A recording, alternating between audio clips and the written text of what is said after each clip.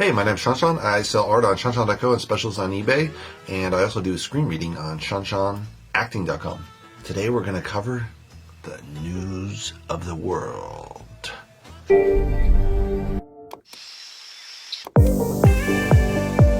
So this is directed by Paul Greengrass, also director and writer, based off a novel. Actors are Tom Hanks as Captain Kidd, this kind of ex-army guy who happens upon this girl who needs to be transported to her long-lost relatives. Helena Sengel plays Johanna Cicada. That's her Indian name. Alme is played by Michael Angelo Covino, who's one of the lead bandits that try to attack them. Mare Winningham plays Doris, either his wife or his long-lost lover, I'm not sure, but there was two girls in here and I missed the very, very beginning, so I don't know what I missed. So the story is, this guy's traveling around, he tells the news of the world, so he has newspapers rolled up in kind of a leather-bound bag, and he travels town to town where they don't have, I guess, access to the telegram and our newspapers, and he reads the news for a dime a read. So he's making his living begging this way. He used to be a newsman before the war, but now he lost his whole business, during the Civil War. So he's reduced to this kind of really grubby kind of living, and he's traveling across Texas, and he runs across this girl who obviously the family has been attacked. Her family was Indian, and she's actually a white girl, so you're kind of like, this is kind of interesting. Why is this white girl hanging around with these Indians? Why does she consider them family? Why doesn't she speak English at all?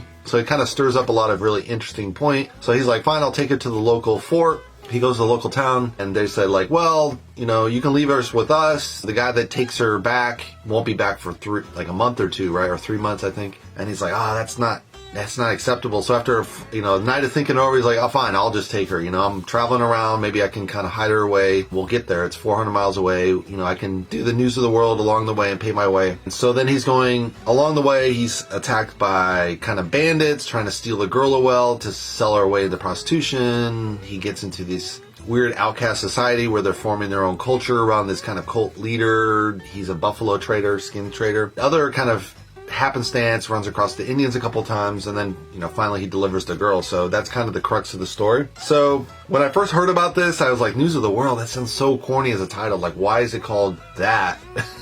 But I mean, the book is called The News of the World, so they're just being accurate to the book. So all the book fans are going to be like, oh yeah, News of the World, they're going to recognize it, so they kind of have to use that title. Similar to how the last movie I saw, Monster Hunter, I thought that was the dumbest title ever, but the whole video game was called Monster Hunter, right? So to be true to the really core fan base that's going to spread the news, the word of mouth of the film later, you got to stick to that title, right? So that's the name. And it makes sense once you see the film and you see like, oh, he travels around and tells the news. You're like, oh, that's why it's called News of the World. Otherwise, at first you're just like, this is so silly, right? It's based off a novel, and the novel is based off a real life kind of story called The Captured, of kids that were captured by Indian tribes. As Indian tribes did all the raiding, they would capture the kids and then just make them full Indians. And later on, these kids would be captured like 3-6 years, and later they would escape somehow or get captured again by the whites and then brought back to their families, and they wouldn't adapt well. So this novel's based on that real life story and kind of, novelization form, and then this script is based off this. So it has this really nice, rich story of the real history of it happening, a really solid novel, and then you boil it down to a really thin script that you can really film off of.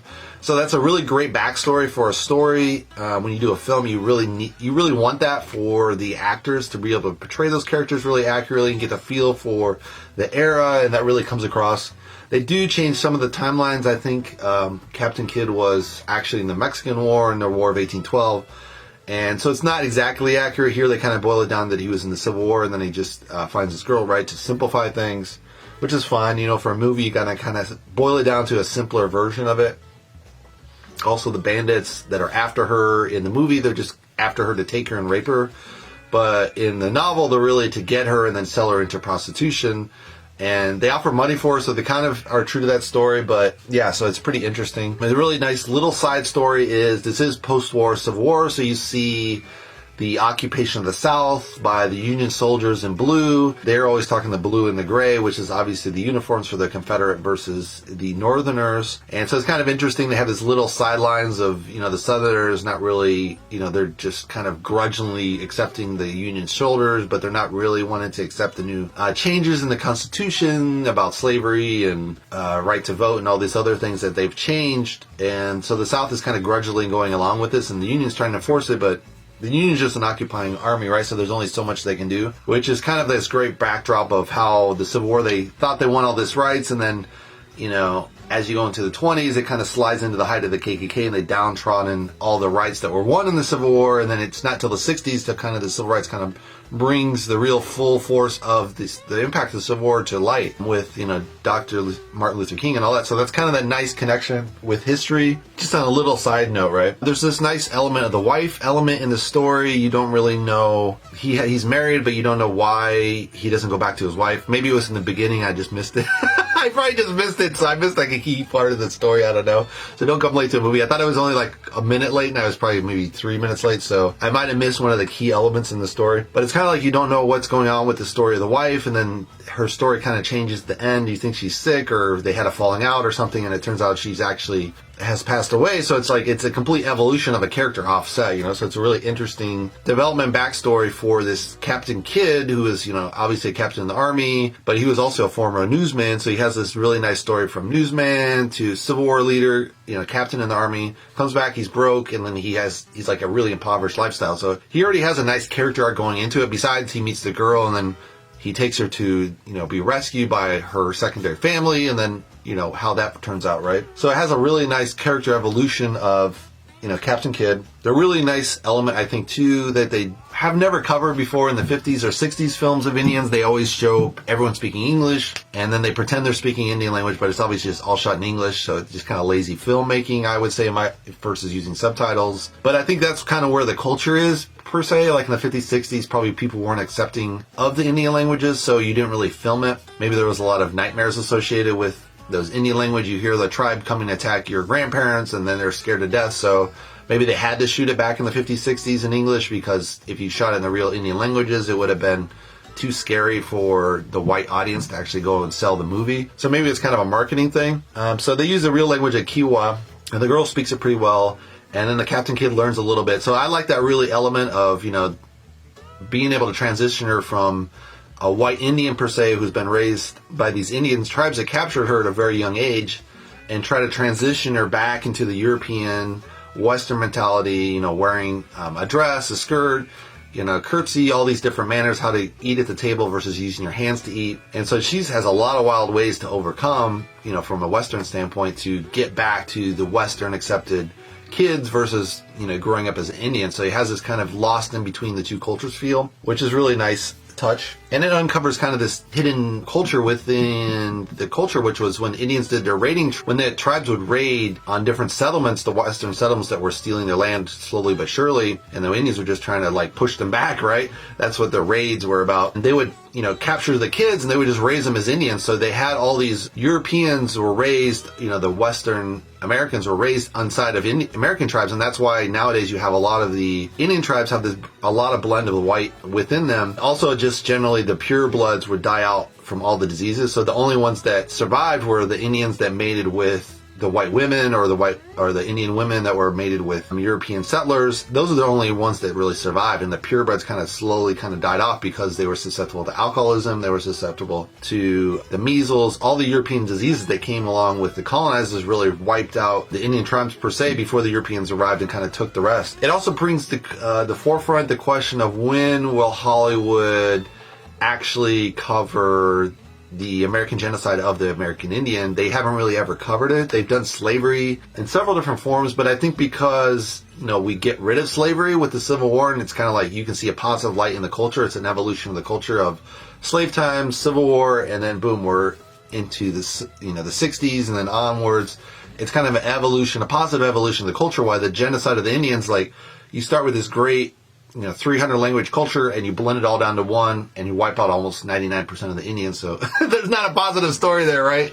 So I guess we'll have to wait maybe until the collapse of the United States in the future history, which will happen eventually, and might be 100 years, might be 500 years, who knows. But eventually that culture will change into something else, like similar to the way the Europe declined from the Roman Empire into multiple countries. America probably finally split up into different countries, and they'll probably cover that in the future of film, other past civilizations like this. But right now, for now, I don't think Hollywood's going to touch it. They probably feel like the main audience would be American audience, and they wouldn't be probably receptive to it, so that might be why they haven't covered it so far. But there are so many stories to cover there that would be interesting to cover. But again, it's a tragedy, so it's obviously going to hurt sales as well. So there's probably multiple reasons why they haven't really covered it before. The other thing is, during one of the key scenes, the captain and the girl, they're approached by these guys, and they want to buy her into slavery, into prostitution, right? And they're like, oh, we can make money. We can just buy her for $50, sell it to the prostitution ring for, a couple hundred, and make an easy upside, right? So they change the story a little bit from the book. In the book, he kind of agrees to it, and then he allows them to go to sleep, and then he disappears in the night with the girl and kind of gets a head start. And so they simplify that a little bit in the film, where he just says, no, leave me alone, and then they go into the bar, and then he takes off, right? So they reduce it a little bit. It would have been nice that they go upstairs, but for filming sake, they kind of have to reduce and cut the film down. So they simplify the story a little bit. But yeah, you have this great chase scene, and then they get, then they hunt him down one by one, and then he only has a shotgun and it has birdshot, and it's like, how realistic is this? Who the hell would go out in the middle of the wilderness with a pistol he's borrowed? Why didn't he have his own pistol? I mean, not in town, obviously, but if you're going to the Wild West where there could be raids and everything, and you could be attacked, why wouldn't you have your own weapon? And second, you're with the girl, why didn't you have your own shotgun with shells that were loaded? It just seems completely unrealistic. That back in the day, I mean, there was probably people that traveled. If you traveled in a group, I think you'd only need one or two people maybe with shotguns. But they had Indian raids, they had Mexican raids. The Mexican-American War was just recent, so you still had that issue, kind of unsettling. The white settlers taking land from the Mexicans. In Texas, it was a very big issue. So there's a lot of drama in Texas, from the Civil War, the Mexican-American War, and there's a lot of different things seething underneath the surface here. And another nice transition is the girl. She comes in with moccasins and Indian clothes, Indian skins, kind of deer clothing, and then they kind of force her to wear the Christian wear, the dress and skirt and the typical Western wear of the 1800s, and she doesn't want to wear it, so she's like, wants to take it off, and you kind of have this nice battle with costumes, you could say. And that was a real reality of, these kids were captured, they had to be reacclimated into culture. So having that clothing scene is really kind of instructive of, how difficult it was to transition from the wild ways of the Indians, fighting by horseback and living off the land, versus the Western way of being settled on the land, farmers, this highly structured kind of society within the West. One of the things they skipped there is they didn't really show the religious element, and at this time frame, the religion would have been a very key element of why there was such a disparity between the Indians and the Christian morality within the society. There would have been, the Indians had multiple gods, and they had different tribes, so they had all different gods, and a lot of their gods are related to nature, like a tree spirit, a grass spirit, a sun spirit, a moon spirit, similar to how kind of the Romans lived in a way. And, the Christians would believe in this one God. And so there was a massive difference in the religious structure, and that would have been very key at this time frame of how people explained the brutality of life, like how they got through it, like, well, it was God's way kind of thing. And they really kind of scrubbed that clean, I think, in the film. And so I don't know if that's true to the set, whether they did it to appeal to the middle of the country, because probably most of the population that wants to watch this kind of film will be from the middle of the country and where they're deeply religious, so you can't offend them. Or it's just, they didn't feel like that was necessary to the story. I don't know. But it feels like it kind of whitewashed out the religious element of this culture and history. The other weird thing in the film is, it's called News of the World, and this guy goes town to town traveling by reading these newspapers. And I'm just sitting there reading, it's like, do people really not have access to newspapers in these smaller towns? I mean, the news would have been old, but it seems like they would get the news. Second, the telegraph's invented in the 1840s. This is shot in the 1870s, so 30 years down the line. They've had telegraphs everywhere in every major town. Of course, after the post-Civil War, it probably took a while to get some of the telegraphs up and going, but it's 5 years after the Civil War. I would assume most of the telegraphs put back together. So the realistic of having this type of job, traveling town to town, telling the news, is that really realistic? I mean, I don't know, it just seemed a little bit strange. I don't know if that's the real reality. If you have the telegraph, it's kind of like having your basic Twitter, would you need a newspaper kind of thing? Obviously you have the newspaper. The telegraph only transmitted really short sentences, and it costs a lot of money, but it just seems like, they would have had access to newspapers more than they did in the story. An interesting paradigm, you could say, to the story is kind of how the poverty of the film and how this guy is treated town to town to town, kind of, beaten back and forth. It's kind of symbolic of like the cinema's treatment by Hollywood and the news have kind of ganged up together, and Hollywood's like, we're not going to release movies. And the news is telling you, don't go to the cinema. It's a mass spreader event for the COVID. And these two elements are combined that the cinema's closed for a long time. And now they open and they have barely, 1 or 2 films a week, tops. And so they just don't have the normal distribution. And there's no way the cinema can survive this long. I mean, they're already having trouble before that epidemic. I don't know how they're going to survive all the way through this, like, until they get fully vaccinated. I mean, you can debate whether that's the right way to handle it, but it just seems, that film kind of reflects the reality of Hollywood being mistreated and this film industry being mistreated by Hollywood, kind of feel to it a little bit. Another parable, too, that probably was incidental, but, this guy finds this girl in the wilderness. It's like, would he really take care of the kid? Would he be a strong moral character? And it's kind of symbolism of, Hollywood. Do they protect kids or do they not protect kids? Because you have all these kind of crazy stories of pedophilia in Hollywood. And then you're like, well, is it all directors? Is it just a real small minority? How bad is the abuse of kids?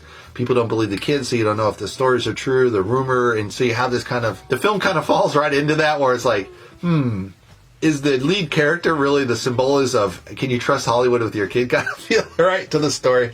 I'm not going to say anything beyond the speculation, but, it kind of has that feel a little bit to the film, incidentally, I think. So part of it also, in the film, they don't have much of music, a score in the background. A lot of the scenes are set without any music, which would have been how they really lived life. They would have had very few times of music, only in town, in the major cities. They would have people playing live music. Occasionally are people playing maybe the piano at their home if they were rich. And so people really wouldn't have access to any kind of song, but they would have had access, again, back to that religious element. If they go to church on Sunday, they would have had people singing in the church, at least at a minimum, maybe playing a little bit of music with it. So the fact that they kind of scrubbed out the church element kind of shows, kind of gets that crux of the problem of the story. And so the scrubbing out of the religious music kind of leads to the impact of the story that religious music would have been the musical element for small town kind of poverty-stricken people, and that would have been their only music in their life per se. Or during the Civil War, they had kind of people playing the bugle and stuff, so there would have been musical element, but they kind of stripped it out to kind of give it this sense of desolation. The music, again, symbolic of Hollywood kind of pulling back and not producing film during COVID. No one knew how to respond to it, so that was probably the responsible thing to do until they figured out how to deal with COVID, because all films are shot with a huge team of actors and camera people and set designers, and so it's a huge team and they're all interacting, so they have to all be safe to work together as a team, otherwise everyone gets sick and then you have major stars die off. That wouldn't work well. But all as well as the backstage people, they're very key to making the film work as well. So this lack of music, again, kind of symbolism of the poverty of Hollywood going through this drastic year of all the cinema not being out in the cinema and it's just being released digitally only, and they waited months to do that. So just a real impoverishment for Hollywood. I think they'll bounce back. I don't know if cinema's going to bounce back the same way. A lot of cinemas might go under because it is a long time to go under, but maybe they just flip management, like someone buys them out, so maybe they'll survive. We'll see. But yeah, it has that kind of symbolism of the lack of music. It's kind of like, hey, all the backstage people are just in dire straits, I mean, the actors that have millions of dollars in their bank account, no one feels sorry for them. Maybe they overspent, so that's their problem. But all the people in the backstage that are just kind of making a living wage, in Hollywood, there's the ones that are really being impacted by COVID. And, this is kind of symbolic of that. No music. Maybe they couldn't afford to pay the music kind of feel to the film. Incidentally, one thing they have in this is a few of the shots, they're in the wagon and they have this close-up shots and they're shaking around and you're moving the camera and you're trying to talk and to follow the film and you don't know what's going on. And that is so irritating. Just a little bit where it's just like, this is fine. But in the camera, they're doing this kind of stuff. And you're like, why? That's horrible camera motion. Like they overdid it in Jason Bourne as a special effect, and then people are like, not just shoot all the films like this. You're like, no, don't shoot all the films like that. That's a mistake, And nowadays they shoot everything handheld, so you're constantly moving around in the camera, and they don't have locked off shots, and you're like, why is the camera constantly moving around for no point? It's like, Hollywood really needs to kind of cut back, I think, on that and get more to, some locked off shots, some dolly shots, some up and down shots that are just clean. Crane shots, some of those cleaner shots, it doesn't add to the film not having those professional camera movements of, the way they used in the 70s, 80s, 90s. And then when they get to 2000, they're like, let's do some shaky cam for every single thing. And TV, we're going to have shaky cam. And you're like, why? There's no need for shaky cam on TV sets. Just crazy. I just think they've gotten over the deep end with shaky cam, and they really need to cut back It is great if you use it just a little bit to kind of bump up the action. But if you don't have any locked off shots and really clean shots, and then you have too much of the shaky cam, it just feels like amateur hour the whole time, and you're like, that looks dumb. Like, the locked off shots make the shaky cam work, so you need the locked off shots with the shaky cam, and those smooth glides in between and smooth up and down shots that kind of has that nice transitional locked off, smooth transition, a little bit of shaky cam, right? And I just think Hollywood's kind of done way too much shaky cam, and they don't have as much locked off and smooth gliding crane shots, kind of, and you're just like, it's just super irritating. I think from a filmmaker standpoint, I just think they've gone off the deep end, and they need to reel that back in. A little bit is okay, but you know, they're just constantly moving a little bit, and you're like, why is the camera moving a little bit? And you know, no one sits around in a room and talks like this and moves around, and you're like, why is the camera constantly moving with the headshot? And like, Hollywood, wake up, dude. It's totally crazy what to do with the camera today, you know? It's like, dude, that's just not how reality works. I mean, it's not adding much. So, yeah, that's just a pet peeve of mine. I think they're just overdoing it a little bit on the shaky cam. In this film, it's in the wagging scenes where they're constantly moving around. You're like, there's no point to that. You just see the shaky cam, and you don't see what the hell they're talking about. You're way overdoing the shaky cam. So, again, I would say if they had redid those shots with just a little bit of shaky cam, it's fine on the wagon. They are riding a bumpy ride, but the people can move around, and you just have a smooth gliding camera follow them. It looks way better than shaky cam on top of them moving around, and you're like, what is going on with the dialogue? I don't know what these people are thinking when they film that way. It's just like, well, they did it in the last film, let's do it in the next film, and they did it in that film, let's do it in this film. You're like, no, dude, like, use your brain, you know, film your own style kind of thing, you know. And it just feel like all these DPs are kind of following each other on the film, and you're just like, no, that's not how you do it, you know. But sometimes you get this groupthink where something comes about, you know, Jason Bourne's like, wow, that looks great, let's use it in every single film where they're moving around. You're like, no, you don't have to do that in Jason Bourne. It wasn't that great in Jason Bourne as well. It's just like way over exaggerated. But yeah, that's, you know, I've gone off on the tangent, but that's just a little bit overdone, a little bit in this film with the wagon scenes. I think they should just reshot them. Very distracting, didn't add anything to the film. And everyone knows you're on a wagon, it's a bumpy ride, and you don't need to let the audience know every single element of the reality grittiness of that world in a way. You know, you can polish it up a little bit, so I don't know. And these guys are rough and tumble kind of people, so do you really need to show that they had a shaky cam environment? I mean, the thing is, the human eye can follow something like that, but and you got a camera and it just breaks that and makes it too irritating, because, you know, that's just not how people process life. Unless it's a life and death situation, it makes sense, but if you're just riding a wagon, it's not life and death, right? Until the wagon goes off the road and you're down a mountain and you're gonna die. Yeah, that's a life or death shaky cam situation, but if you're just riding down the path, it's like, no, that's just a little bit of shaky cam, not nothing. It's just way overdone. I don't know why they don't see this when they're filming. Like, that's just a really bad shot. Just shoot a straight shot and shoot a shaky cam, and then you can see the major difference that shaky cam is way off the deep end. So next time, guys, film with the straight shot on the rails or whatever, and then shoot a shaky cam if you want, and you'll see the difference what I'm talking about. And that's my review of News of the Day. Hopefully you guys, if you'd like to subscribe, you can subscribe below. Hopefully you guys like it. I think it was a pretty good film. It is a little bit long, but and I'll see you on the next movie review. Thanks for watching, guys.